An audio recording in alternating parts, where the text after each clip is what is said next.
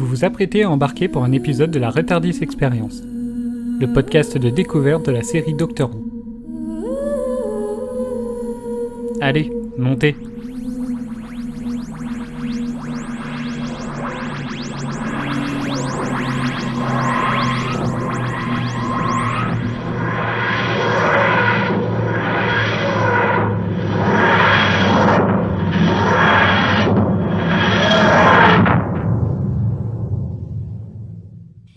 Vous savez, dans le genre, j'ai vu pire. Et les dents, les laves comment? Oh. C'est à la menthe vénusienne. Bon. Qui couche où? Je vois qu'un seul lit. Oh, on se débrouillera. Alors là, magie et tout le reste, c'est une surprise. C'est un peu Harry Potter. Ah non! Non, non, non, non, non et non. Ça fait 2 saisons que mes collègues trouvent des références à Harry Potter. En veux-tu, en voilà. 2 saisons que je suis à la traîne. Et là, on a carrément un épisode dans lequel est ouvertement cité Harry Potter. Comme par hasard. Ouais, c'est ça. Comme par hasard, Martha le mentionne, la sorcière à Nimbus 2000. Comme par hasard. Oui, comme par hasard, oui. Et c'est quoi qui sauve l'épisode? Comme par hasard. Oui, comme par hasard. Une citation de ce fichu bouquin. Comme par hasard. À qui profite le crime? Bah, à nous, manifestement. Ça va aller, Doraline, tu vas pouvoir tenter l'épisode quand même. Oui, bah oui, je suis une professionnelle. Ça me rassure. Bon, bah tant mieux. Bonjour à tous et bienvenue dans ce nouvel épisode de Retardis Experience consacré aujourd'hui au 2e épisode de la 3e saison. Le titre de l'épisode c'est Harry Potter et les Carionites. Non, je déconne. On va essayer de faire pour que ça ne dure pas pendant tout l'épisode. Du coup, nom de l'épisode, Peine d'amour gagnée, titre original The Shakespeare's Code, diffusé pour la première fois le 7 avril 2007, écrit par Gareth Roberts et réalisé par Charles Palmer. Pour échanger sur cet épisode, je suis accompagné côté néo-wouviane de Eden, Mireille et Bob. Bien le bonjour. Ah, cha. Salut. Et côté wouviane de Adèle, Doraline et Pierre. Comment ça va? Yo, ça va bien et toi? Ça va bien, merci. Et toi-même? Impeccable. Pas du tout. PLS. Doraline, ça va bien se passer, va très bien. promis. Alors, prêt pour ce super épisode? Ouais. Oui. Bon, bah du coup, on attaque tout de suite par votre mot. Et j'ai envie de commencer par... Ah bah tiens, pour une fois, on va commencer par Doraline. C'est vraiment utile? Bon, bah tant pis. Mon mot, ce sera Sortiarius. De quoi? Ça vous la coupe, hein? J'ai même pas Sortiarius. Bon, en fait, c'est du latin. D'accord. Elle a lu Eden. Harry Potter, elle aime pas Harry Potter, mais elle l'a lu en latin. Eden. Bah, moi, le mot, ce sera Expelliarmus. Voilà. Mireille. Mot. D'accord. Bob. Surprenant. Pierre. Non, bah moi c'est génial. Adèle. Alors j'ai trouvé le mot à peu près 5 minutes avant de démarrer et j'ai mis trilogie du samedi. Trilogie du samedi. On verra si tout le monde a la référence. J'aime beaucoup. Bon, parmi nous, je pense. Moi, j'aimerais bien Ah bah non. Non, je l'ai pas. Je l'ai pas du tout. Papa. C'est triste. Bah, même moi, je l'ai.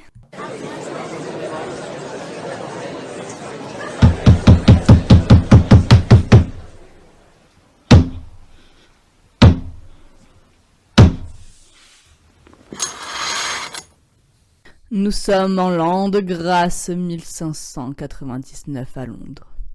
Alors que les toilettes n'ont pas encore été inventées, et où il y a même des personnes qui Prédisent la fin du monde. prédisent la fin du monde, arrive un apothicaire à bord d'un vaisseau spatial peu commun. Le docteur. Oui, le docteur et une femme du nom de Martha. Et voici qu'apparaît le dramaturge William Shakespeare, dont l'une des pièces de théâtre est jouée.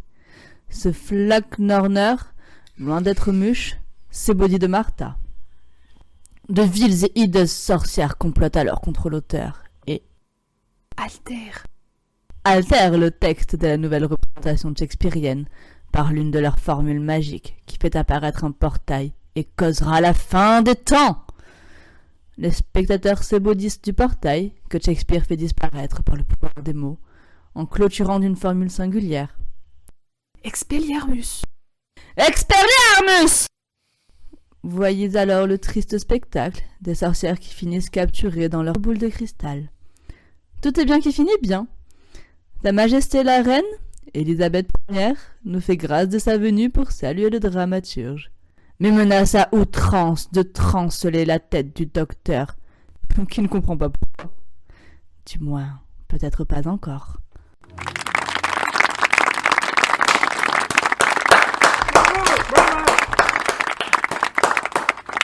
Merci Eden pour ce super résumé. Ça faisait longtemps en plus que tu n'avais pas participé au résumé, dis donc. Oh bah depuis la saison 1, on s'en souvient de ce résumé catastrophique. Était-ce une bonne expérience? Bah là franchement c'était plus sympa, ouais. Ah bon, bah tant mieux. Du coup, est-ce que vous avez des choses à rajouter sur ce résumé? À part un grand bravo. Grave. On veut l'auteur sur scène. Alors, attends, on va essayer de trouver des sorcières pour faire ressusciter Shakespeare et on revient. Très bien. Bon, bah du coup, on va passer à votre ressenti sur l'épisode. Bah, j'ai envie de commencer par Mireille. Très bon épisode, j'ai beaucoup aimé, je passais vraiment un bon moment. Le sujet sera forcément abordé, donc le bingo retentira, donc je vais pas développer sur ce sujet-là pour l'instant. Mais voilà, j'ai vraiment bien apprécié l'épisode, c'était cool, c'était assez léger, il y avait un peu de comique, voilà, j'ai beaucoup aimé. Bon, bah super. Bob? Moi, je l'ai trouvé très surprenant parce que tous les éléments qui me laissaient penser que j'allais ne pas l'aimer, notamment les similitudes très marquées, pardon Mireille, je vais le dire, avec Les Morts Inassouvis, et en fait, rien du tout de tout ça. J'ai été vraiment très surpris, j'ai beaucoup apprécié l'épisode. Et à l'inverse, l'élément, enfin en tout cas le personnage qui m'a plutôt plu dans les premiers épisodes de cette saison, à savoir Martha, j'ai un petit peu d'aversion contre ce personnage à la fin de cet épisode, donc donc c'est en ça que j'ai été surpris. D'accord. Voilà. Non, mais pour que Cédric lance le bingo, il aurait fallu que tu dises saison 1, épisode 3. Non, mais je veux pas lancer le bingo tout de suite. Ouais, on va éviter le premier pendant les premiers ressentis. On le lancera pendant le débat. Donc là, à chaud, dans le ressenti, je voudrais aussi rendre hommage à un personnage de la saga Harry Potter. Dora, je suis désolé. Je voudrais rendre hommage à Dumbledore qui a dit que les mots sont, à mon avis qui n'est pas si humble, notre plus inépuisable source de magie. Ils peuvent à la fois infliger des blessures et y porter remède. Et j'ai trouvé que l'intégralité de l'épisode, c'était une parfaite retranscription vidéo de cette phrase que je trouve plutôt réaliste en fait. Hélène? Ah ben comme mes comparses, hein, c'est un épisode que j'ai adoré. Il est dans mon pain. Peut-être pas dans mon top, dans mon top 3, mais c'est un de mes épisodes préférés pour le moment. J'ai beaucoup aimé les petites références qui étaient glissées, que ce soit à Harry Potter, ou que ce soit à Shakespeare aussi, même si j'ai pas toutes les références, hein, évidemment, parce que je ne suis pas une spécialiste de l'œuvre de Shakespeare, mais c'était marrant de voir ces petites... référence entre être ou ne pas être. Il y avait une référence aussi du coup à Hamlet. Enfin voilà, c'était vraiment un épisode génial. J'ai passé vraiment un très bon moment et du coup c'est trop bien. D'accord. Adèle? Pareil que tout le monde, hein, j'ai vraiment beaucoup aimé. Alors moi j'ai marqué trilogie du samedi, donc pour Mireille et les plus jeunes qui nous écouteront, c'était le programme du samedi soir sur M6, si je dis pas de bêtises, où il y avait en l'occurrence Charmed de Buffy, donc c'était un programme de série télé. Et en fait je trouvais que l'épisode, surtout le look des sorcières en fait faisait très les effets spéciaux de l'époque, hein, de toute façon, qu'on peut voir dans Charmed et dans Buffy, par exemple. Les contes de la crypte. Ah, ça, c'est plus vieux encore. C'est pour Cédric. Donc, c'est encore. Là, Mireille connaît encore moins. Et c'est très bien aussi, d'ailleurs.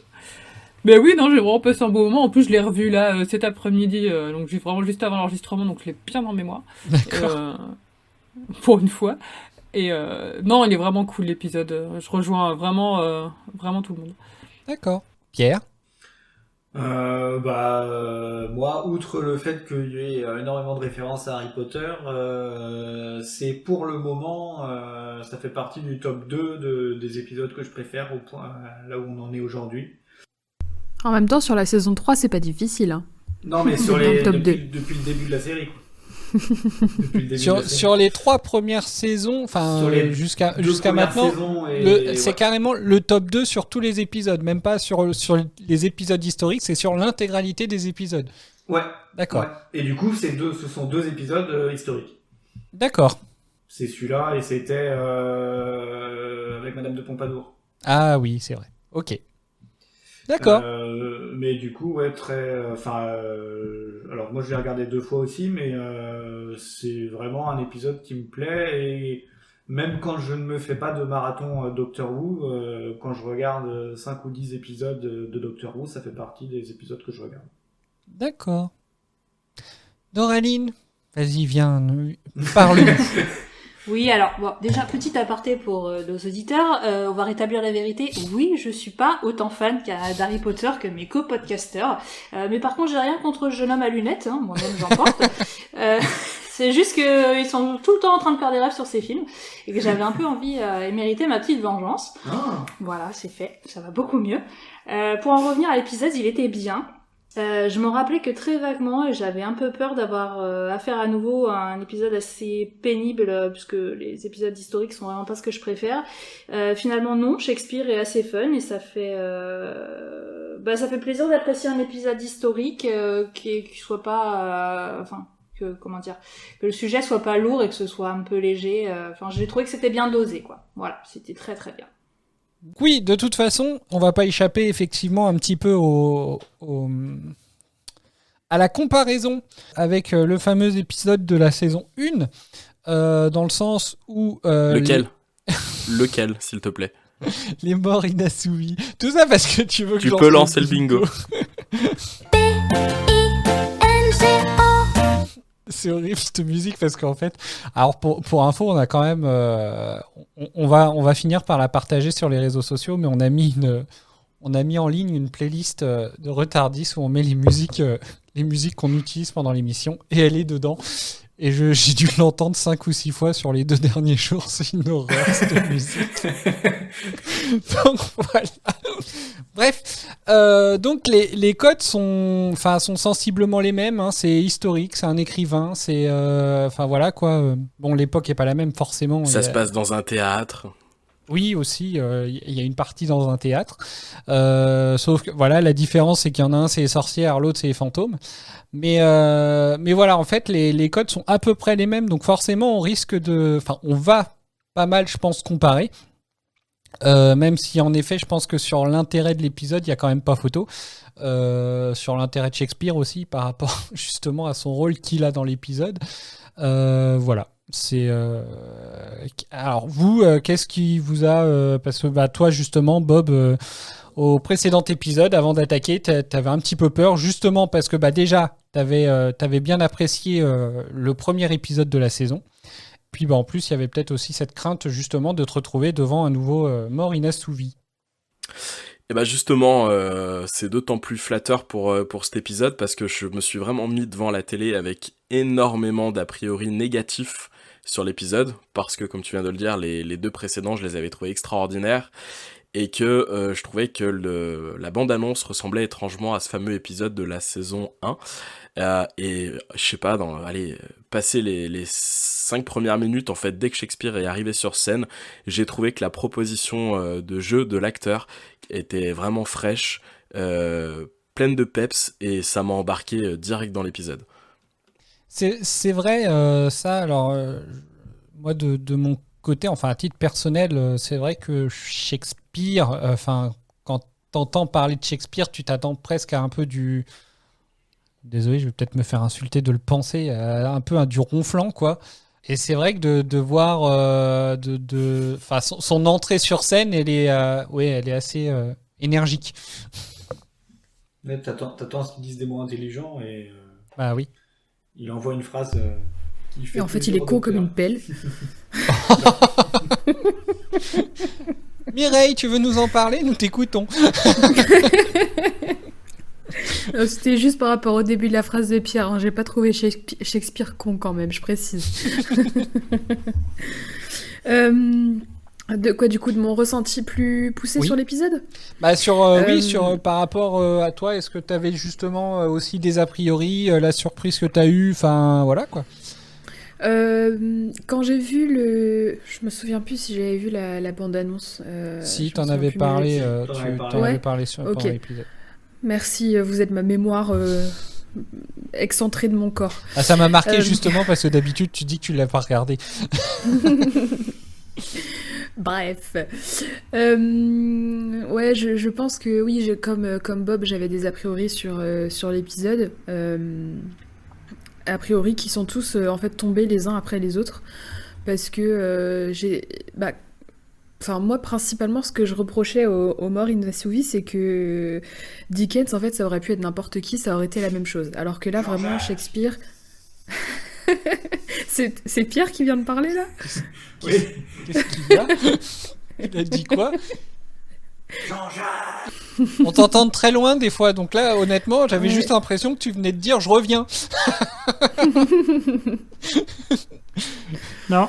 C'est que t'as pas l'habitude, il a juste dit Jean-Jacques avec sa voix de Vador en fait. C'est pour ça que t'as entendu. Donc bref, oui, Dickens, ça aurait pu être n'importe qui, tandis que là, Shakespeare, personne d'autre n'aurait pu, aucun autre personnage, je veux dire, historique n'aurait pu faire ce qu'il a fait et tenir ce rôle-là. Enfin, c'était vraiment... clairement, l'histoire, elle a été construite autour du personnage historique de Shakespeare, et ça a été vraiment bien construit, c'était vraiment intéressant, et ouais, j'ai trouvé ça super, super cool, j'ai adoré l'épisode. Bon, bah super. Den. Ah bah moi, une fois n'est pas coutume, hein, Mireille a dit tout ce que je voulais dire. C'est exactement ce que je voulais dire, que là où dans l'épisode 3, Dickens était remplaçable, là, si on met quelqu'un d'autre que Shakespeare, je pense pas que ça marche pareil. Donc c'est ça qui change par rapport à l'épisode de la saison 1. Et franchement, ça fait plaisir parce que c'est un super épisode historique et ça remotive pour les prochains.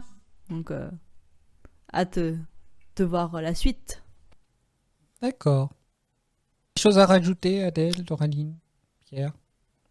Moi, je suis content du coup que l'épisode plaise parce que pour le coup, c'est vraiment, enfin, comme je l'ai dit, un épisode que je peux regarder assez régulièrement, et le personnage de Shakespeare, il est utile.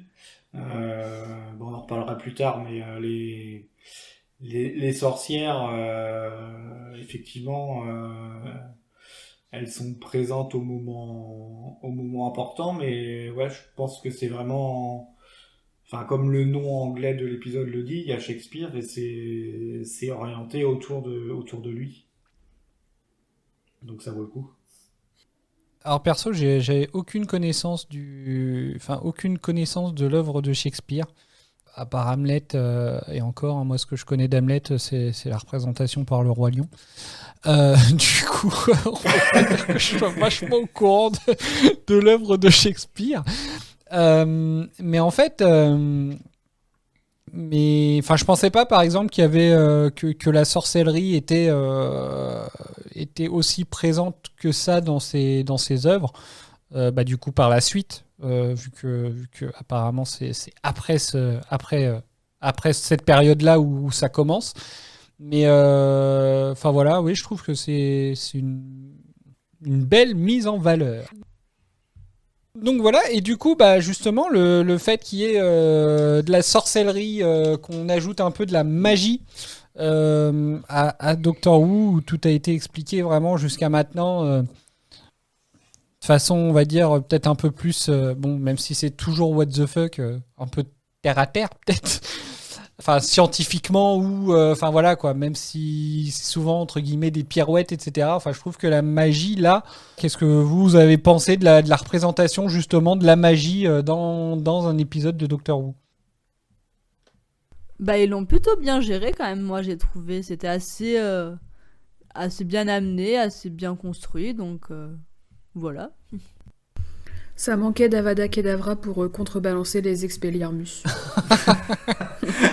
Oh la violence! Alors moi quand même, il y a un truc qui me fait pas mal rigoler. Mais du coup, avant, on va écouter un extrait parce que cette fois, j'ai des extraits. Donc on va écouter un extrait. Bah, c'est l'extrait que j'ai passé en intro, mais qui est un peu plus long. Et on revient dessus après. Oui, on dirait de la sorcellerie, mais ça n'en est pas. Vous allez rester là toute la nuit?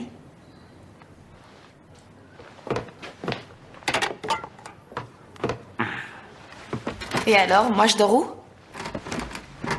Désolée, il n'y a pas beaucoup de place. Tous les deux, là, dans le même lit. On risque de faire jaser. Il existe une sorte d'énergie psychique. Pour la canaliser, il faut un générateur de la taille de Toton, mais je ne crois pas en avoir vu. J'ai l'impression que je rate quelque chose. Si proche que je la sens. Je ne peux pas la voir bien qu'elle me regarde droit en face. Rose le saurait. Mon amie Rose aurait tout de suite trouvé ce que c'était.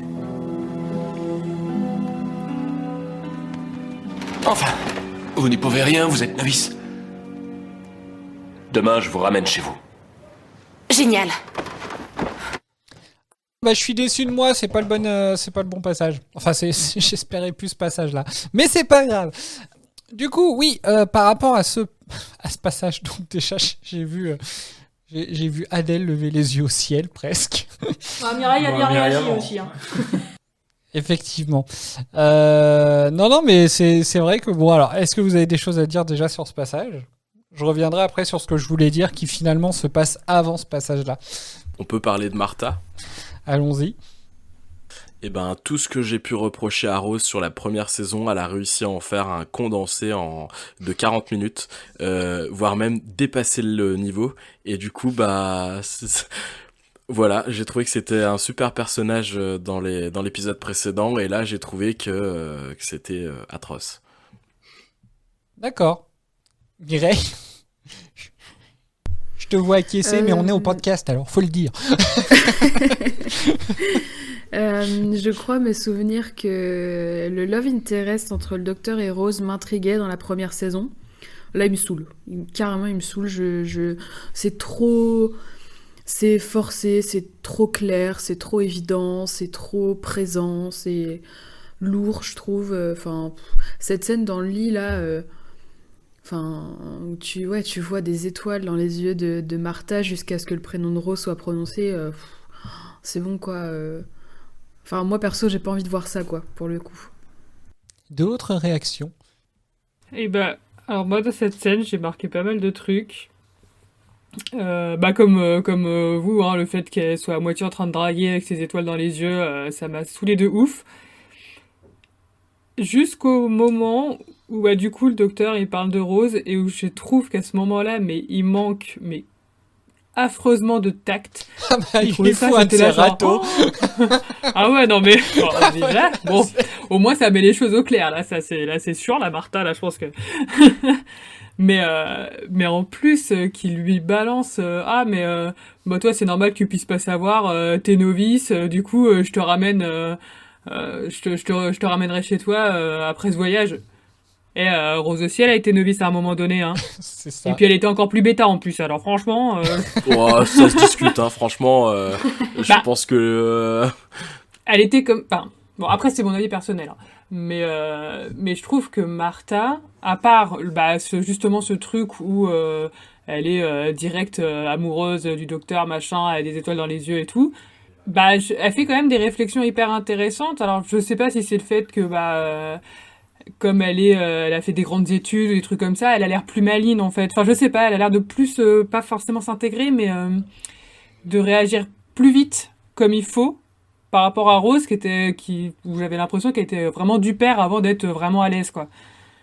Et du coup, que le docteur, il lui dise toi, de toute façon, tu peux pas savoir, t'es novice, je trouve ça cruel, parce que, en fait, Rose aussi, elle a été novice à un moment donné, et toutes ses compagnes ont été novices à un moment donné, et il lui laisse pas sa chance, quoi. Eden, tu disais justement, toi, au premier épisode, que t'avais trouvé le docteur un peu moins drôle, qu'il était un peu plus, peut-être un peu plus dur.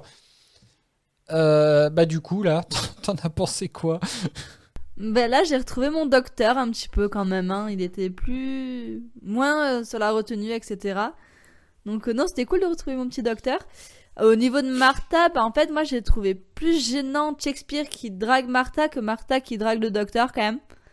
Donc après, au niveau du personnage en elle-même, m'a pas plus dérangé que ça. J'attends surtout de voir ce que ça va donner par la suite, puisque là, on l'a vu que 2 épisodes. Donc j'essaye de pas juger en 2 épisodes.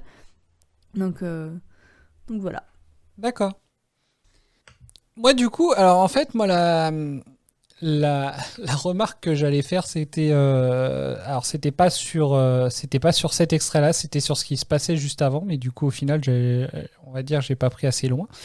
Moi je voulais réagir par rapport au fait que justement le docteur il parlait du 7e livre Harry Potter, mais en fait je me suis rendu compte, c'est quelque chose auquel j'ai réagi vraiment en préparant l'épisode.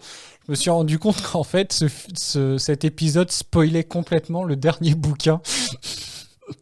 Puisqu'en fait, Harry Potter, au final, dans le bouquin, comment est-ce qu'il bat Voldemort? Il le bat avec un Expelliarmus, quoi.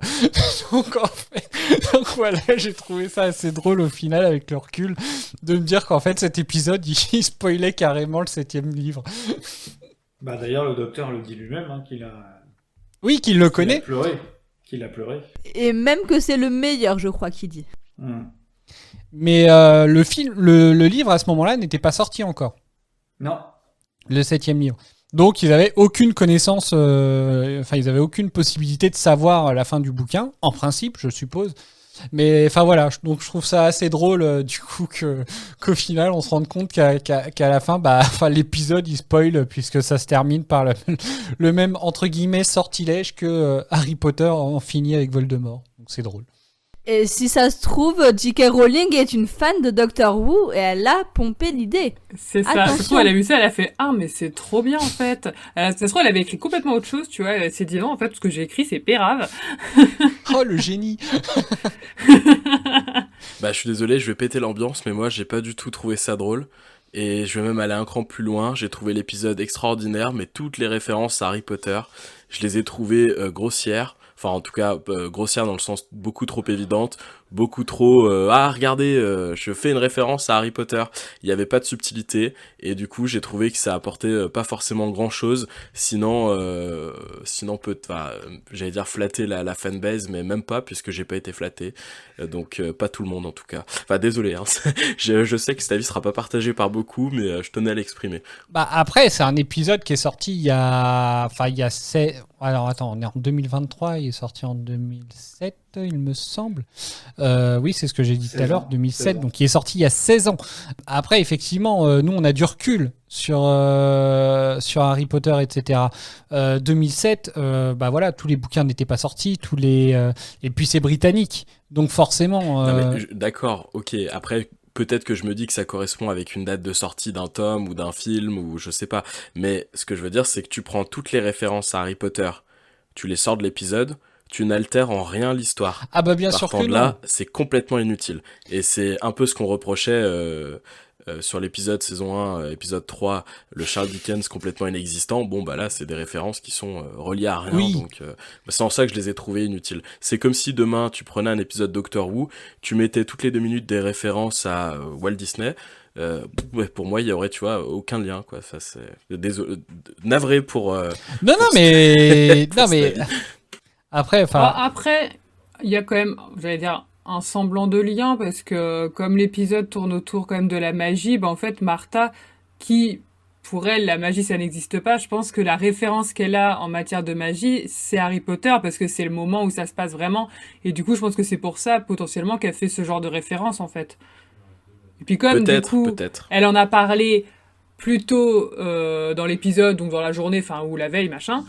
du coup, à la fin de l'épisode, le premier truc qui lui passe par la tête, c'est peut-être ça, parce qu'elle en a déjà parlé il y a genre le soir même, quoi. Enfin, s'il faut trouver en tout cas des liens, moi je peux trouver comme ça. Justement, c'est ça qui me dérange, c'est que lorsque les liens sont pas évidents, ils sont pas forcément naturels, oui, c'est sûr. Peut-être pas légitimes non plus, mais après, je sais pas. J'aimerais bien avoir peut-être, l'avis de Dora. Soutiens-moi, putain, soutiens-moi. Tu as envoyé des applaudissements, mais tu les as pas vus, je crois. Comment dire? J'ai pas d'aversion pour ces livres, pour ces films, mais oui, je trouve pas que ce soit... Je pense qu'en matière de magie, il y avait des références bien mieux à faire, peut-être. Après, je trouve que c'est un clin d'œil assez mignon, mais c'est pas... Oui, comme tu le dis, je suis assez d'accord. Ce serait pas là, on s'en sortirait quand même très bien dans l'épisode. Bah non, parce que c'est le Expelliarmus quand même qui sauve la donne à la fin. Elle aurait pu dire n'importe quoi finalement. Ça aurait marché. Vas-y, dis-nous, qu'est-ce qu'elle aurait pu dire? Vas-y. Oui, dis-nous, c'est quoi, il aurait pu y avoir d'autres références. Ou à l'inverse, elle aurait pu dire... dans l'épisode, il y aurait pu avoir que ça. Une petite référence. Ceux qui l'ont auraient apprécié. Ceux qui l'ont pas, ils se seraient dit, bon, c'est un sort, ça doit être du latin ou autre. Mais il n'y avait pas besoin de le marteler toutes les 10 minutes. En tout cas, c'est mon ressenti. Et pourtant, je veux dire, autour de la table, vous savez tous que je suis très très fan d'Harry Potter, donc...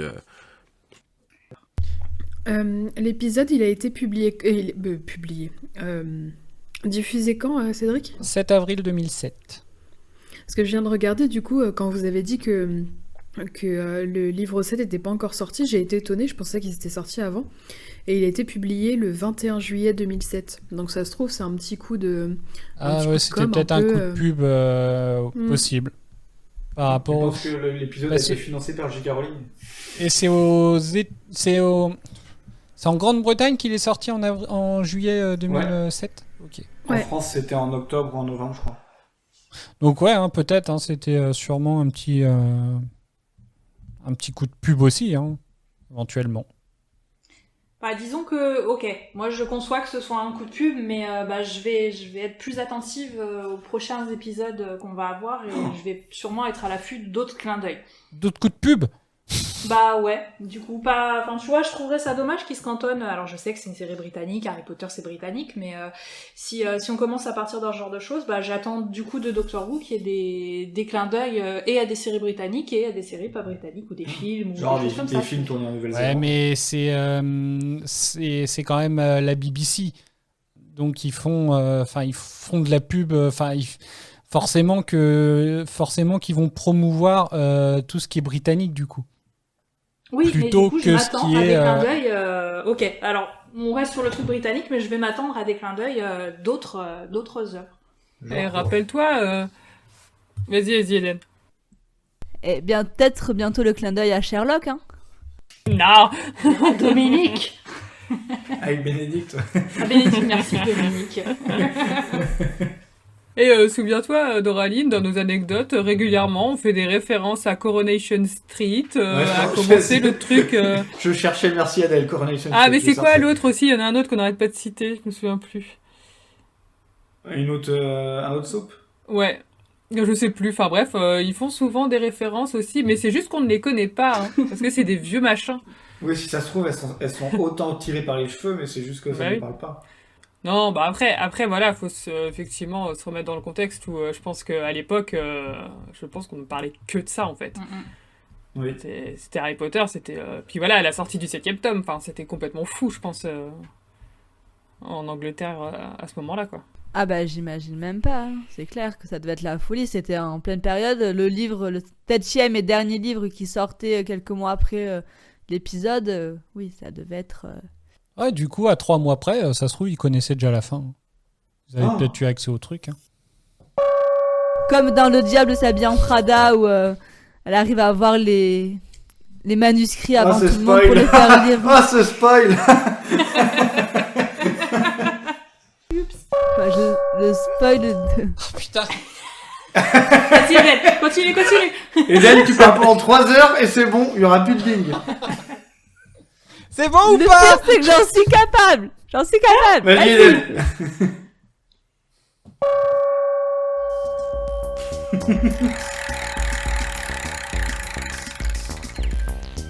Bob, acceptes-tu de gagner 5 points en échange d'un gage terrible pour Pierre? Non. Trop faible.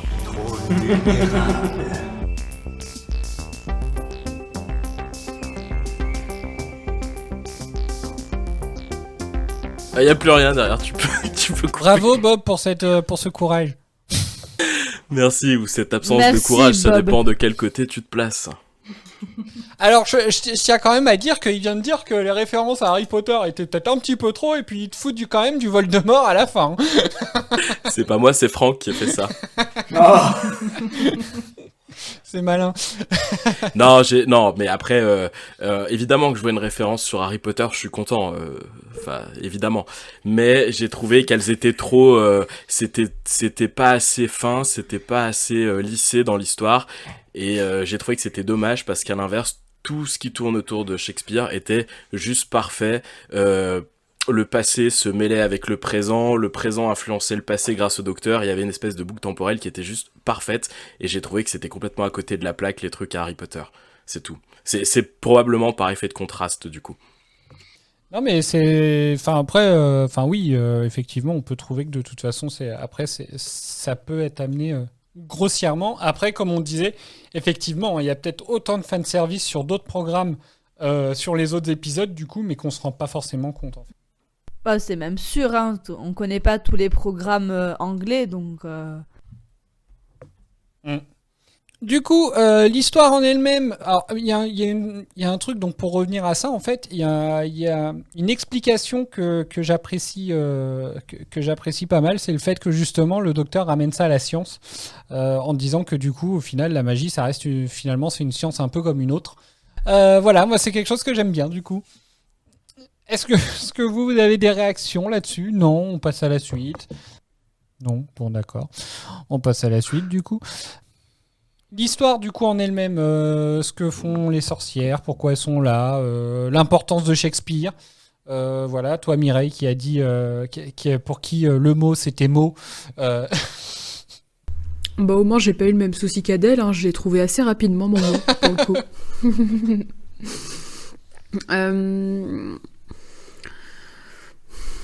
J'ai pas... Je sais D'accord. pas quoi... Enfin, j'ai déjà répondu en fait à ta question tout à l'heure sur du coup l'importance de Shakespeare dans l'histoire. Après, ce qui est des sorcières, j'ai pas...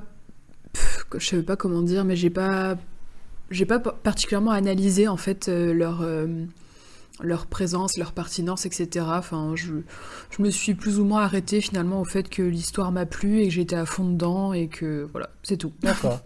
Je suis pas une bonne décrypteuse. D'accord. Non, mais après, c'est toujours intéressant de voir justement ce à quoi vous avez été attentif ou pas, parce que vous êtes attentif à ce qui vous intéresse, entre guillemets. Mais justement, le fait que tu disais justement que tu avais trouvé intéressant le fait que ça tourne autour de Shakespeare, au final, bah voilà, tu étais plus intéressé par l'histoire autour de Shakespeare que l'histoire autour des sorcières, en fait. Enfin, voilà. Oui, en fait, je pense que c'est un épisode où je dis les créatures, parce que j'englobe là-dedans tous les extraterrestres, etc., qu'on voit dans la série, où en fait, elles sont carrément secondaires. Enfin, de mon point de vue, j'ai trouvé que vraiment Shakespeare était très mis en avant, et que les créatures servaient en fait à mettre en valeur son personnage un peu. Et du coup, elles étaient secondaires, en fait. Elles étaient vraiment là juste pour l'appuyer, quoi. Et du coup, c'était super intéressant. Je suis d'accord. D'autres avis? Non, moi c'est bien, comme on a toujours les mêmes avis avec Mireille, je la laisse parler, elle parle beaucoup mieux que moi, donc comme ça au moins... Bah, la prochaine question, je te la poserai en premier. Alors. Bah non, c'était très bien que Mireille commence. C'est vrai que l'histoire est, comme je l'ai dit tout à l'heure, est centrée autour de Shakespeare, et c'est lui le personnage principal de l'histoire, presque plus que le docteur dans l'épisode. Le docteur, il va être utile à la résolution du problème, mais je trouve que Shakespeare est vraiment présent et c'est lui qui oriente, comme disait Mireille, c'est lui qui est le point de fixation de tout l'épisode. D'accord. Et du coup, sur Shakespeare, est-ce qu'il y a des... Enfin, qu'est-ce que vous avez appris, vous, du coup? Parce que, enfin, voilà, moi, comme je le disais, moi, je ne connais rien de Shakespeare. Donc, qu'est-ce qui vous a plu d'apprendre sur Shakespeare? Ou intrigué? Eh ben, je suis incapable de te répondre. Parce que j'ai trouvé que la fiction s'était mélangée à, je pense, des briques de réalité. Et du coup, j'étais tellement happé par l'histoire que j'ai pas forcément eu envie de chercher à comprendre ce qui était vrai et ce qui appartenait au domaine de la fiction. Et du coup, je préfère rester dans ma bulle. De toute façon, c'est Doctor Who, tout est vrai. Sauf Londres 2012. Attends, moi j'attends la rubrique de Pierre Castor pour le savoir, pour vérifier. Donc, Comment ça? Du coup, alors on va la lancer tout de suite. Pierre Castor. Raconte-nous une histoire. Même 2 histoires. Pierre Castor. Mets tes lunettes et lis-nous tout. Pierre Castor, as-tu une histoire à nous raconter? Non, la semaine prochaine. Bon, la semaine prochaine. C'était Pierre Castor. Oui, j'ai quelques infos à transmettre sur Shakespeare. Pour faire une bio rapide sur lui, c'est un dramaturge, poète et aussi acteur anglais qui est né en 1563 et décédé en 1616. Pour ce qu'il a laissé à la postérité, il a notamment composé 39 pièces, 154 sonnets, dont le sonnet 18 qui aura été écrit pour Martha d'après l'épisode, et aussi quelques poèmes. À titre personnel, du coup dans un des épisodes précédents, on a appris que Billie Piper s'était mariée avec Chris Evans, mais il faut savoir que William Shakespeare était marié à Anne Hathaway, et qu'ensemble ils ont eu 3 enfants, dont Hamnet qui était mort à l'âge de 11 ans. Au départ, ses œuvres sont surtout des comédies et des pièces plus historiques. Et ensuite, moi, c'est celle dont parlait Cédric et celle pour moi, on connaît un peu plus. C'est, il se consacre plus aux tragédies ensuite, avec notamment Hamlet, Othello, Le Roi Lear et Macbeth. Et donc déjà, même nous, pendant l'épisode, on a déjà mentionné Shakespeare dans différents podcasts parce que ces pièces ont régulièrement été jouées et font clairement partie de l'histoire et de la culture britannique. Et puis, sinon, c'est mentionné un peu dans l'épisode, mais il y a sa bisexualité qui est questionnée. Et c'est aussi le cas de sa religion, même de son apparence physique. Et j'ai même lu qu'il y a l'éventualité que ses œuvres, en fait, ne sont pas vraiment les siennes et qu'il était simplement un prête-nom. Et pourtant, malgré ça, il continue d'inspirer les générations futures parce que des siècles plus tard, sa grande notoriété a entraîné la formation d'une troupe de théâtre officielle, parce qu'il n'en existait pas à l'époque. Et elle s'appelle la Royal Shakespeare Company, qui a été créée en 1925. Et il faut savoir que plusieurs grands acteurs y participent, comme un certain, qu'on connaît maintenant assez bien, David Tennant. Voilà, c'est une biographie assez courte, mais en fait, j'ai aussi appris qu'en dehors de ses œuvres et de sa vie d'avant, on n'a que très peu d'éléments sur sa vie. C'est pour ça que j'ai mentionné notamment Anne Hathaway. Merci. Alors, tu disais qu'il y avait des œuvres qui étaient... on se posait la question de savoir si c'était vraiment de lui, en fait. En fait, il y a la question comme quoi il aurait été un prête-nom pour que les véritables personnes qui ont écrit ces pièces-là ne soient pas d'accord, ne soient pas dérangées. On n'était pas autant des réseaux sociaux, mais auquel bénéficie de sa pour le coup, c'était ça aurait aussi pu être une personne qui centralise en fait les écrits de plusieurs autres. D'accord. C'est dingue cette histoire quand même, je savais pas du tout. Ouais, et apparemment même encore aujourd'hui, il y il y a des universitaires qui disent toujours que en fait Shakespeare est une invention. Ah, carrément? Ah ouais, invention à ce point. Ouais. Bah en fait, il y a comme quoi il aurait simplement pris le nom d'une personne qui parce qu'en gros, on a des infos sur lui jusqu'à en gros son mariage avec Anne Hathaway et les quelques années qui suivent, et qu'après il y a un gap où on n'a aucune information jusqu'à ce qu'il réapparaisse en tant que dramaturge. Donc effectivement, ça fait plein de points qui peuvent être, qui sont un peu entre guillemets mis en avant dans l'épisode. Donc oui, tu parlais. Alors ça, c'est vraiment vite fait le clin d'œil sur l'éventuelle bisexualité. Oui. Par contre, je savais pas qu'il y avait un questionnement réel sur son apparence, et c'est pour ça que donc du coup que Martha à un moment a dit mais il ressemble pas du tout au portrait que j'ai vu de lui. Donc je suppose que ça c'est le clin d'œil justement au fait que certains se demandent s'il ressemble vraiment au portrait qu'on peut voir de lui. Bah, les œuvres, les œuvres c'est pas dit dans l'épisode. Enfin le fait qu'il soit pas qu'il soit un prête-nom pas de lui. Non, ça c'est pas dans l'épisode, c'est pas dit, non. Et sinon, il y avait. Et sinon, c'était sur l'histoire par rapport à sa religion qui était. Ça ils en ont. questionné. Ça, je m'en souviens plus ça dans l'épisode par contre. Non, pas dans l'épisode. D'accord. J'ai lu ça après sur les internets. Il me semble que dans l'épisode, hormis mentionner son fils décédé qui l'a inspiré pour Hamlet, on parle pas trop de sa vie. On parle pas de sa vie plus que ça.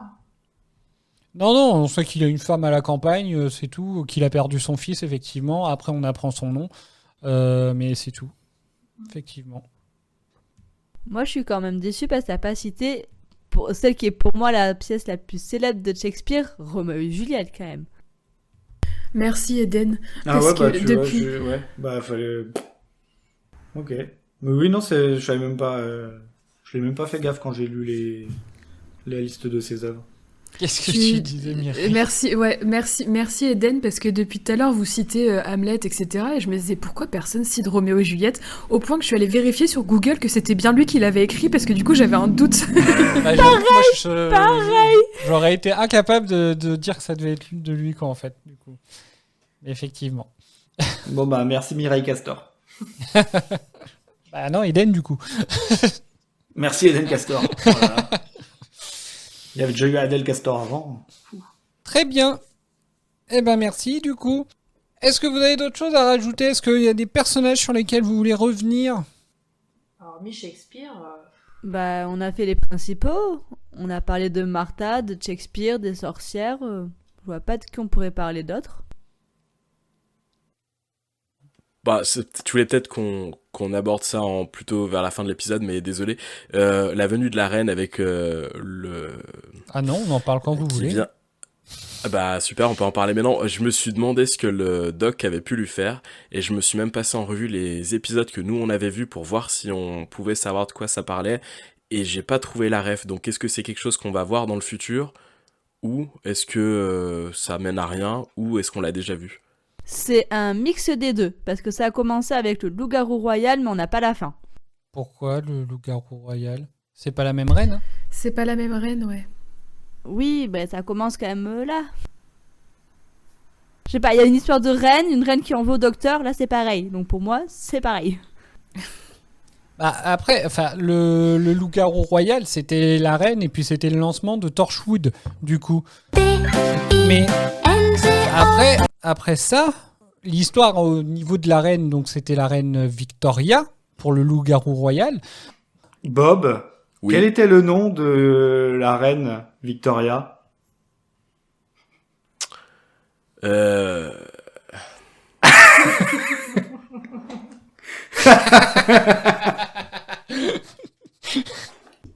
Je sais pas. Alexandrina Victoria. Ah voilà, merci. Ah là là. Heureusement que je participe pas aux questions à la con, parce que... Bob, je veux pas dire, mais je crois que t'as vénère Pierre avec ton dilemme de la semaine dernière. Enfin, de la semaine. Je crois que tu l'as cherché, tu l'as trouvé là.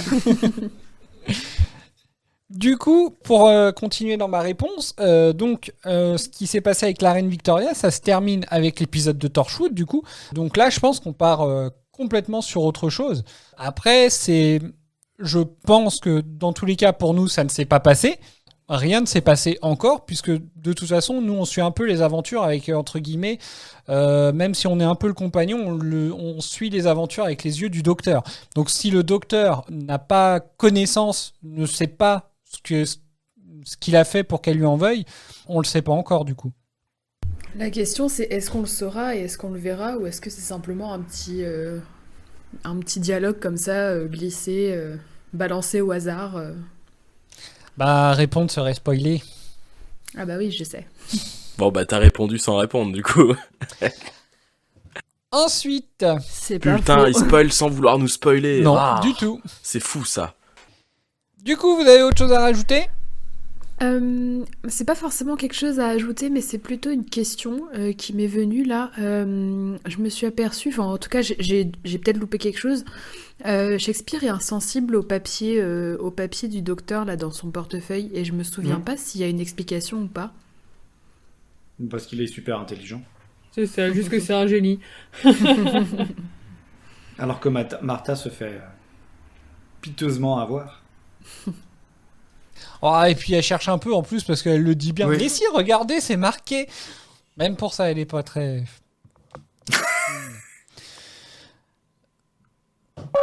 Oui, c'est vrai que j'ai trouvé ça... Putain. Pardon. On va pas y arriver.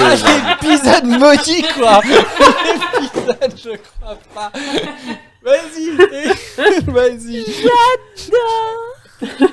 Alors attends, Non, je avant de voulais l'envoyer, note à Franck, on va refaire la sonnerie de lancement. Ah, hein, mais moi, je pour pense que le gong d'avant, il était mieux. Ça bloquait tout, ouais. Mais c'est exactement le même gong, Cédric. Ah bon ? Non. Ah, véridique. Si, c'est le même gong.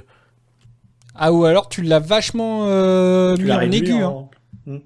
Parce qu'avant, ça fait vraiment gong de... Enfin, à la japonaise, quoi, le gros machin. Enfin, je sais pas trop, mais... Donc, Ok, Adèle. et ben, je reviendrai dans l'épisode suivant avec une nouvelle présentation du template sonore, messieurs, dames. On nous arracher les oreilles. Donc, Adèle. Il veut te défoncer les oreilles, ouais. Oui, je voulais dire que je trouvais ça étonnant que Martha... Parce que elle, du coup, elle voit vraiment un truc écrit sur le papier. Oui. Mais en fait, je trouve ça étonnant parce que... Enfin, je sais pas, je me dis à partir du moment où tu connais le principe du papier psychique, tu devrais plus tomber dans le panneau, du coup. Enfin, je sais pas. Oui, mais elle ne le voit pas. Elle ne le sait pas encore. Elle ne le sait pas.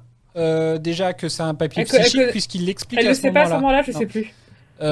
Et c'est pareil, mais même le docteur, il peut voir ce qui se passe ce que la personne voit, puisque dans l'épisode de l'hystérique de l'étrange lucarne, à un moment, il croise un garde ou un militaire ou un policier londonien.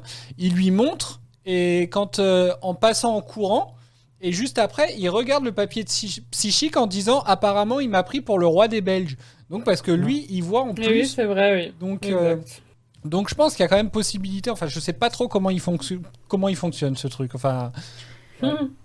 Mais du coup, il y a l'explication sur pourquoi Shakespeare est insensible au papier psychique ou pas ? Bah, il le dit explicitement, en tout cas, qu'il est beaucoup trop, entre guillemets, smart pour se faire duper par la supercherie. Après, on apprend aussi, enfin, il y en a d'autres, hein, dans l'épisode Adieu Rose, justement, le gars de Torchwood, le médecin, il dit qu'ils ont une formation psychique, et donc que lui, il voit que le papier, il est vierge. Donc voilà, est-ce que c'est juste que psychiquement, entre guillemets, il est assez posé, il est, entre guillemets, il a ça naturellement, qui fait que, lui, on peut pas le duper, entre guillemets. Après, j'ai envie de dire, c'est la faute au docteur. Il avait qu'à pas acheter le calepin sur Wish, quoi. Voilà, c'est ça. C'est un bambouk. C'est que j'y ai pensé en plus.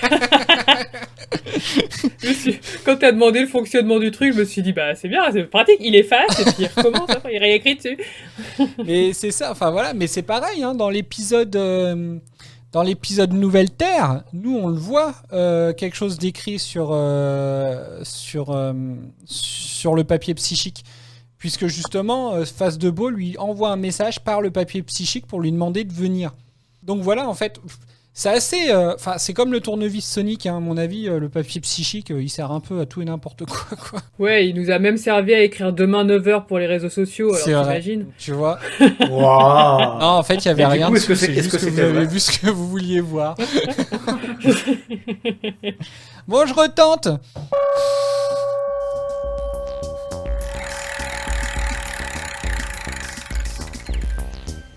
Franck, acceptes-tu de gagner 5 points en échange d'un gage terrible pour Pierre? Mais bien sûr. Très bien. À l'avenir, chaque joueur qui délivrera une bonne réponse aura la possibilité de doubler son score, enfin le nombre de points gagnés, en volant un à Pierre. Bah, du coup, je vais rester à 0. C'est cadeau, mon gars. Je répondrai faux à toutes les questions. Bah, du coup, tu vas peut-être finir en négatif, même. Ouais, bah après 0 ou moins Non, j'ai 300, dit que c'était pas possible, ça. Voilà. Moi, je pense qu'on a fait le tour. Le docteur, enfin, pour vous, il n'y a rien à rajouter sur le docteur. Parce que en fait, donc c'est un peu la chose à laquelle c'est un peu la question que je me posais tout à l'heure en interrogeant Eden, c'est qu'effectivement, donc il est drôle, il est redevenu drôle entre guillemets. C'est vrai qu'il y a certains échanges avec Shakespeare, moi qui m'éclate, comme le passage où il s'est fait assommer et puis qui lui dit ne frottez pas, ça fait tomber les cheveux. Enfin voilà, quoi, ce genre d'échange un peu lunaire, je trouve. Mais à côté de ça, c'est vrai que je trouve que avec Martha, ouais, il est désagréable. Il est désagréable, mais en même temps, je suis désolé, je reviens sur la scène du lit, le fait qu'il y ait 2 niveaux de lecture, un du point de vue de Martha et un de lecture de la situation, un du point de vue de Martha et un du point de vue du doc qui est complètement déconnecté de ce qui est en train de se passer à côté de lui, je trouve que ça lui ressemble énormément en fait. Et c'est très très lui. Typiquement, le meilleur exemple que je peux donner, c'est...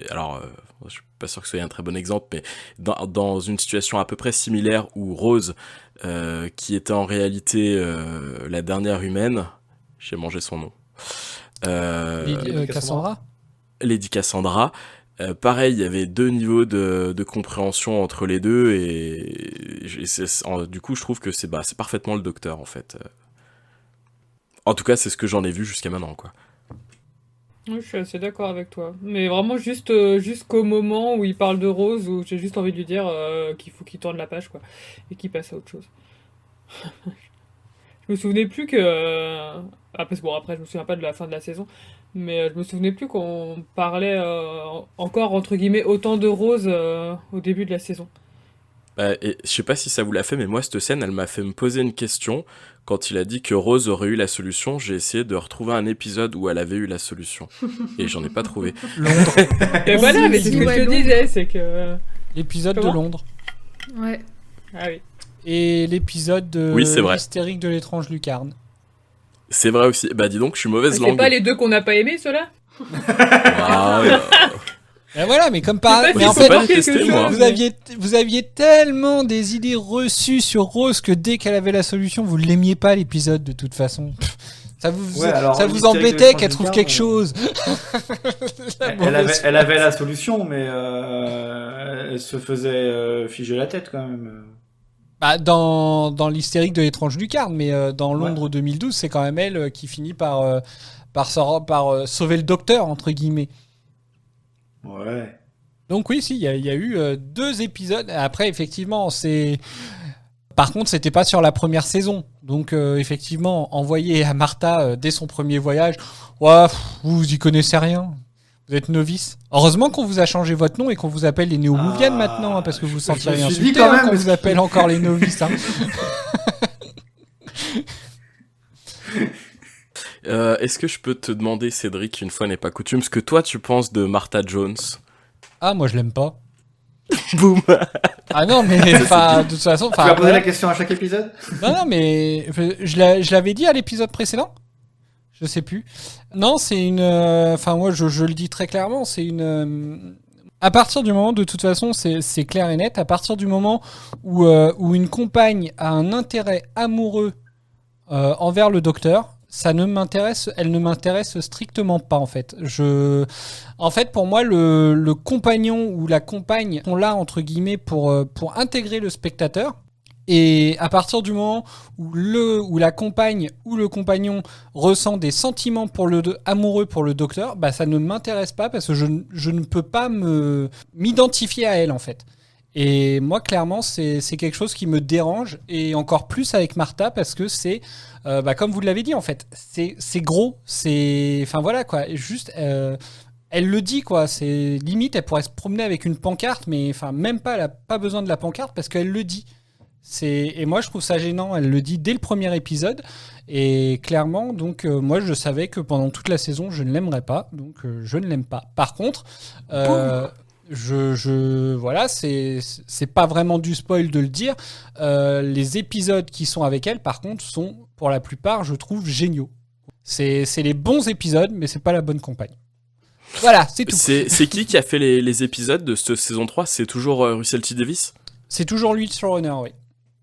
Et petite question, il y a eu quelque chose qui a changé entre la saison 1, 2 et puis cette troisième saison, parce que très clairement je trouve qu'elle est sur un autre niveau cette saison. Enfin en tout cas pour les premiers épisodes qu'on a vus, je la trouve extraordinaire, le début. Alors en termes de production, je sais pas s'il y a des anecdotes à venir sur le sujet. En termes de production, je ne sais pas. Après, on a d'autres noms. Tu vois là par exemple le scénario c'est Gareth Roberts, je me souviens pas avoir eu un scénario déjà à son nom.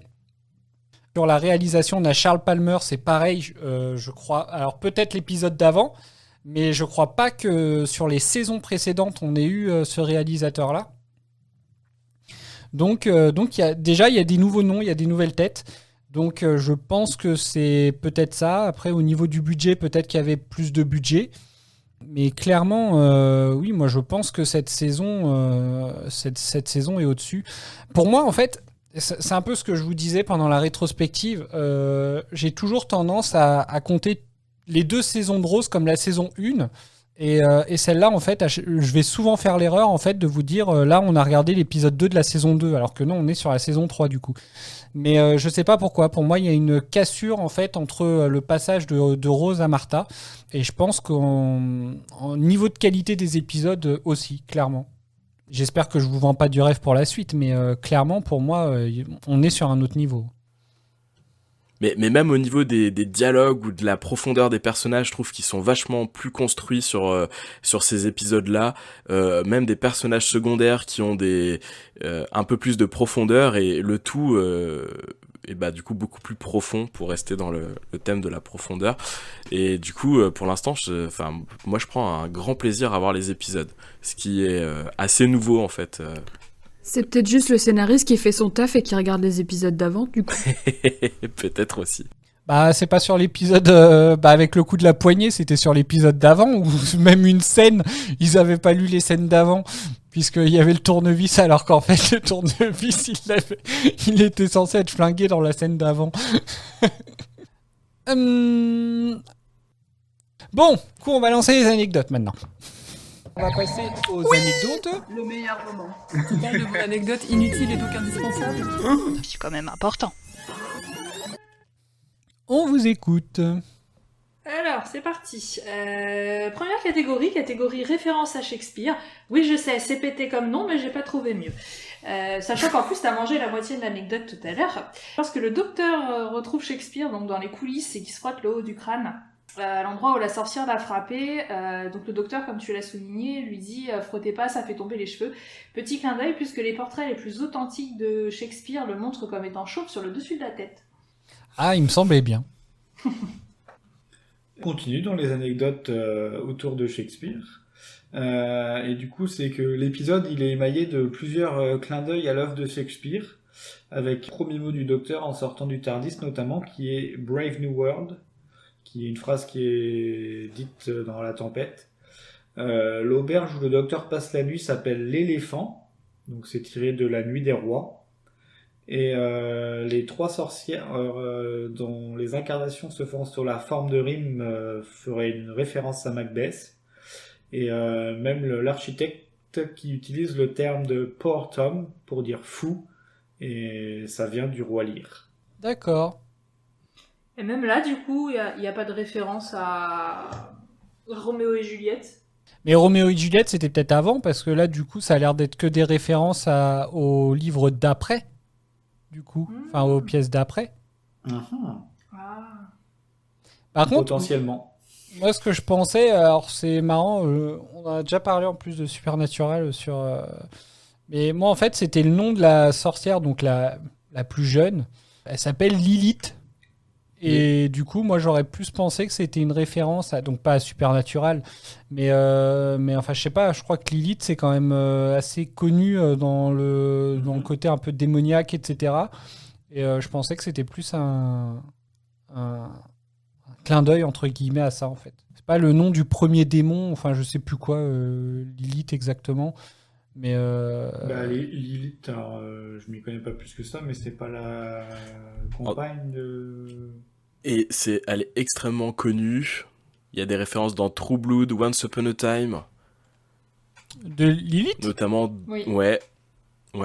Dans Supernatural. Alors, dans Once Upon a Time, je me souviens pas. Supernatural, oui, mais Once Upon a Time, je me souviens pas. Ouais, dès qu'il y a un truc avec des démons, de toute façon, je pense du coup, oui, tu vois, c'est ça que je faisais référence, ce serait l'épouse de Satan. Ah, voilà, moi, c'est à ça. Oui, elle est aussi dans Sabrina, il me semble. Voilà, merci. Alors, Ok. je me permets d'intervenir 2 secondes parce que du coup, ça m'a intrigué cette histoire de date pour Roméo et Juliette. D'après Wikipédia, Peine d'amour perdu, donc la pièce qui est jouée pendant l'épisode, c'est 1594-1596. Et Roméo et Juliette, ce serait entre 1594 et 1595. Publication en 1597 et 1599. Et du coup, voilà. C'est tout ce que je voulais dire. Donc, du coup, c'était un peu en parallèle, en fait. Donc, c'est un peu de la même époque. Donc, oui, c'est peut-être pour ça qu'il n'y a pas de... référence. Parce que je pense, de ce que tu en as dit, il me semble que c'était vraiment des références plus aux futures pièces, aux pièces d'après, en fait. Donc, ensuite... Oui, t'allais dire quelque chose ? Non, je sais pas si j'allais squeezer une anecdote à Dora et Pierre concernant toujours Peine d'amour perdu. Oui, vas-y. Fais-toi plaisir. Pique-nous l'anecdote, vas-y. Eh bien, Peine d'amour perdu a réellement été jouée devant la reine à Noël 1597. Voilà, c'est tout pour moi. Vous pouvez reprendre les anecdotes, je suis désolée. Eh ben écoute, bien joué parce qu'on l'avait pas celle-là. Et où est-ce que tu cherches tes anecdotes? On va t'embaucher. Hein. Alors je ne cherche même pas, c'est marqué sur le Wikipédia quand tu regardes les œuvres de Shakespeare. Voilà. On s'est dit Wikipédia, tout le monde va y aller, du coup personne n'y va. Personne chope les anecdotes. On n'y va plus sur Wiki. Ouais, du coup j'enchaîne. À la fin de l'épisode, le docteur tient un crâne qui lui rappelle un Sycorax. Rappelez-vous, c'est les extraterrestres maléfiques de l'épisode spécial l'invasion de Noël. Shakespeare lui dit alors qu'il aime le mot et qu'il va l'emprunter. Et pour info, Sycorax, c'est donc un personnage de la pièce La Tempête, qu'a précédemment cité Pierre. C'est une puissante sorcière et c'est la mère de Caliban. Je laisse la parole à Adèle qui a quelque chose à ajouter. Oui, non, moi c'était simplement pour rappeler que ça faisait partie, enfin qu'on en avait parlé déjà donc dans l'épisode quand on avait essayé de chercher l'origine du mot Sycorax. Et après, alors je crois que c'est Bob qui avait fait le lien aussi en disant qu'il y avait quand même une espèce de boucle temporelle dans cet épisode. Parce qu'effectivement, du coup, moi c'est ce que j'avais noté, le docteur connaît les Sycorax, donc ça doit être vers 2006, j'imagine. Il en parle à Shakespeare en 1599, ça lui donne l'idée pour sa pièce, et donc de créer le mot pour le futur, qui permettra au docteur, finalement, de citer les Sycorax à Shakespeare. Moi j'aime bien cette petite Oui, boucle. je suis trop fan. Voilà. J'adore ce que tu viens de sortir. Alors je sais pas si en le disant à haute voix, maintenant Doraline a compris ou pas. Parce que... C'est ce que j'allais dire, une chance que c'est toi qui l'as dite, parce que du coup maintenant je comprends, ouais. Parce que je lui avais dit, tu peux rajouter ça, et elle a fait, Non, mais moi, les trucs temporels, je comprends pas. Ah, je suis pas sûr qu'ils y aient pensé jusque-là, mais je suis super fan Non, de la mais théorie qu'il j'aime vient d'avoir. bien Ah ouais, grave. ce genre de choses, quoi. Ah oui, quand on comprend, on est fan. Alors moi, il y a un truc quand même que je tiens à rétablir une vérité, parce que à cet épisode-là, en fait, je me souviens que je vous avais dit, de toute façon, c'est possible, vu que c'est un grand fan de Shakespeare. Alors peut-être qu'il est fan du coup, mais en fait, je pense que j'avais confondu surtout avec le fait, donc l'information qu'a dit Pierre tout à l'heure, c'est le fait que David Tennant fasse partie, donc c'est de The Shakespeare Society. C'est ça le nom ? C'est la Royal Shakespeare Company. Merci. Donc The Royal Shakespeare Company. J'avais dû lire ça, qu'il en faisait partie. Et donc moi, comme j'ai vu Shakespeare, David Tennant, je me suis dit, oh super, donc David Tennant est fan de Shakespeare. Voilà, donc j'ai dû faire un méga raccourci en fait sur cet épisode-là du coup. Bah, il avait peut-être les yeux qui pétillaient autant que quand il avait rencontré... C'était qui déjà ? Une anecdote qu'on avait donnée où... Ah bah c'était Sarah Jane. Sarah Jane Smith ? Quand il avait rencontré l'actrice Elizabeth qui joue Sladen. Sarah Jane. D'accord. Apparemment. Fort bien. Donc après une catégorie très bien nommée, on va passer à la catégorie références diverses. Donc je sais pas si vous avez remarqué, mais cet épisode il a été diffusé quelques mois avant la sortie du dernier roman de Harry Potter. Oh bah on en parlait tout à l'heure. Faisant référence à J.K. Rowling et notamment à la réplique que Cédric a donnée où le docteur dit « Attendez de lire le livre 7 » qui était particulièrement mémorable à l'époque. Et donc juste avant, il y a aussi Martha qui a prononcé une fameuse formule qui était utile pour désarmer son adversaire et c'est ce qu'elle va faire du coup auprès des sorcières, c'est « Expelliarmus ». Comme par hasard. La grosse rageuse. Ensuite, on a Martha qui, au début de l'épisode, fait référence à deux paradoxes temporels qui sont classiques dans la science-fiction. Donc, on a tout d'abord le paradoxe du grand-père, donc qui est quand même assez connu. Hein, donc, c'est un voyageur temporel qui se projette dans le passé, qui tue son grand-père avant même que ce dernier ait eu des enfants, et de ce fait, il n'a donc jamais pu venir au monde. Mais dans ce cas, comment a-t-il pu effectuer son voyage et tuer son grand-père ? Et la deuxième référence, qui vient en fait d'une nouvelle de Ray Bradbury, qui s'appelle Un coup de tonnerre. Et donc c'est le paradoxe du papillon, qui explique en fait qu'écraser un papillon pourrait avoir des répercussions immenses sur le futur. Ça ferait presque peur. Mais du coup, c'est quoi ? Moi, ça m'intéresse de connaître la réponse au paradoxe du grand-père parce que c'est principalement dans tous les films où il y a des voyages dans le temps, c'est la question que je pose et tout le monde me dit oui, mais c'est plus compliqué, c'est compliqué, ça crée des lignes, 2 lignes ou je sais pas quoi. Bref, c'est pour ça que je comprends jamais en fait. Comme dirait J.K. Rowling, tu nous feras 4 parchemins pour la semaine prochaine. Je sais même pas si on peut vraiment l'expliquer parce qu'en soi, il n'y a pas de réponse. C'est ça, comme on n'a jamais eu le cas dans la réalité, je pense que c'est difficile à concevoir, mais effectivement, c'est pour ça que ça s'appelle un paradoxe, en fait, c'est que juste ça crée C'est une expérience de pensée casse-couille. Voilà, exactement. Mais effectivement, on peut s'imaginer qu'il y ait deux fils temporaires. Ouais, ça crée une dimension parallèle, entre guillemets. C'est ça. Mais il n'y a pas vraiment de réponse, en fait. Après, c'est j'imagine, chaque récit qui a un peu sa propre réponse, quoi. Est-ce que tu peux nous en proposer une, du coup, pour qu'on puisse solder ce problème ? Eh ben, non. Super, on va rester avec des doutes maintenant. Si le docteur, il donnait une réponse, mais lui, sa seule réponse, c'est vous avez l'intention de tuer votre grand-père ? Non ? Bon, alors tout va bien. Voilà. Ou alors, n'allez pas dans le passé et tout ira bien. Avec le docteur, c'est compliqué. ne tuez personne, tout court. C'est bien aussi. C'est ça. Ensuite, on va faire un petit cours d'histoire. Encore ? Ouais. Bon. Alors j'ai écrit que c'était Martha qui dit venir de Fridonia, mais en fait, c'est en regardant l'épisode, c'est le docteur qui dit que Martha vient de Fridonia.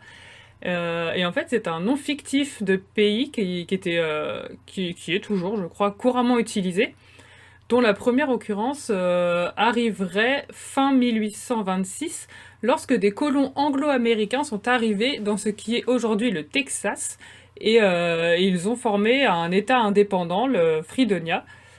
Sauf qu'en fait, ça a duré seulement 1 mois, parce qu'il y a d'autres... je l'ai pas noté, mais il y a d'autres colons qui sont arrivés et qui ont foutu le bazar, quoi.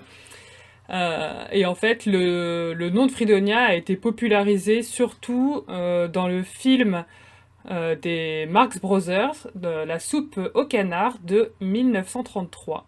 Voilà.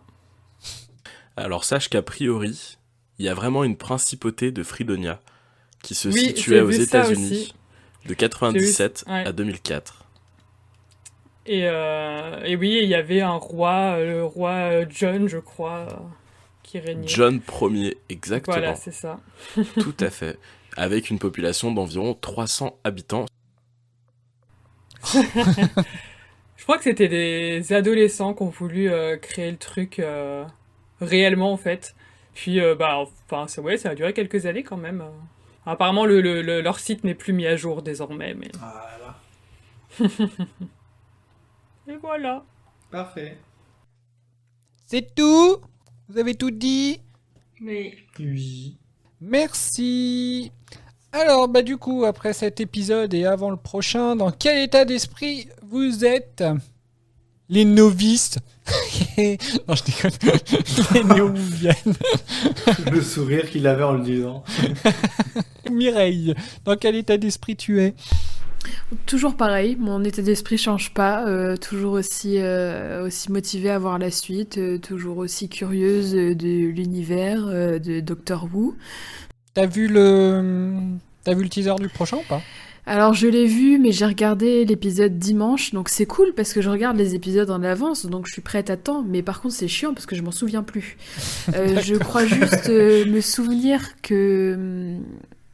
j'ai cru voir la tête de Face de Beau, mais je suis pas sûre. Je sais pas si je me gourre. C'est ça? Non, tu te gourres pas. Ok, bon, j'ai déjà une chose de correcte. Mais je me souviens plus de quoi ça parle. Mais je suis toujours aussi hypée et je suis toujours aussi curieuse de connaître, de savoir si un jour je connaîtrai les foutus pouvoirs de ce foutu tournevis Sonic. Il a cramé. Oui, mais il reviendra, c'est sûr. D'accord. Eden? Oh toujours pareil, hein. J'ai hâte de voir le prochain épisode, de voir ce qu'il nous réserve. J'ai totalement oublié le teaser, donc je ne sais même pas de quoi ça va parler. Ça va être une surprise totale. Donc très curieuse, hâte de voir ça. Et j'espère qu'on va continuer sur la lancée des 2 premiers épisodes qui étaient très sympas. Donc à voir la suite au prochain épisode. Bob?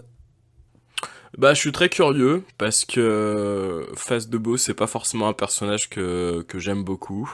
Et du coup, et en même temps, la saison 3, là, pour l'instant, me semble-t-il plutôt bonne. Donc, comment ils vont broder l'histoire autour de ce personnage? Est-ce qu'on va enfin savoir ce qu'il avait révélé au docteur ou ce qu'il voulait révéler au docteur lors des précédents épisodes? Ça laisse quelques questionnements. J'espère qu'il y aura des réponses. Voilà.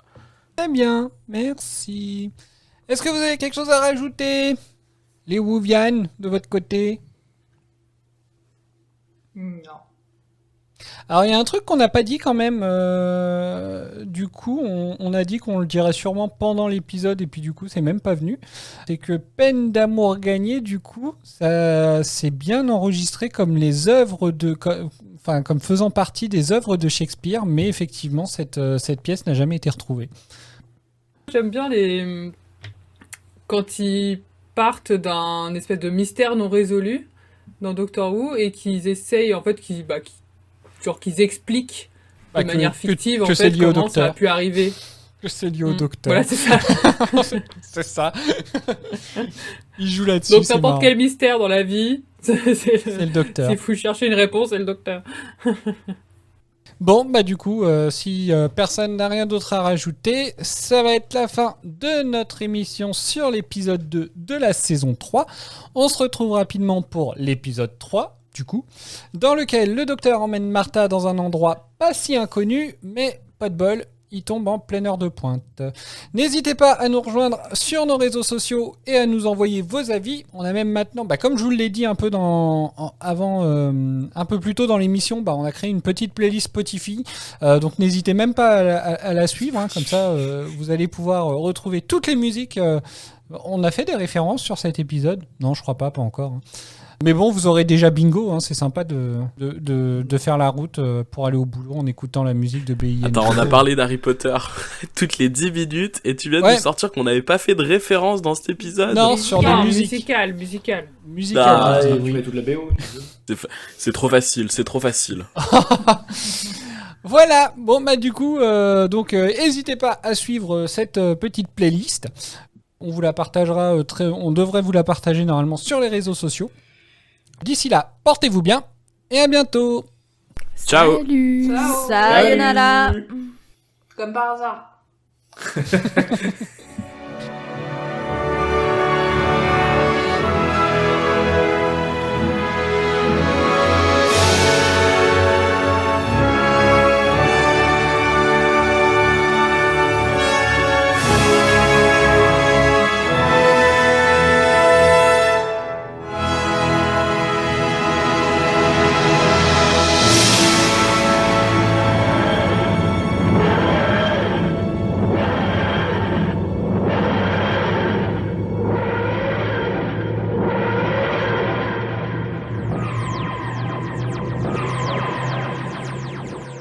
Je suis le sieur docteur de Tardis, accompagné de demoiselle Martha Jones. Mais nous le savions. Nous savons toutes choses. Passé, présent, futur. Les WC changeront la face du monde. Charmante hôtesse, le pauvre est mort d'un déséquilibre des humeurs. Le décès est naturel. Prévenez le guet qu'on emporte le corps. Nous le savons. Et pourquoi leur mentez-vous? Si je leur donne les vraies raisons de la mort, tout le monde va paniquer et parler de sorcellerie. Nous le savons. Je sais. Quand les Carionites ont disparu, où êtes-vous allés? Non, tu sais, nous ne sommes pas habitués à révéler le futur.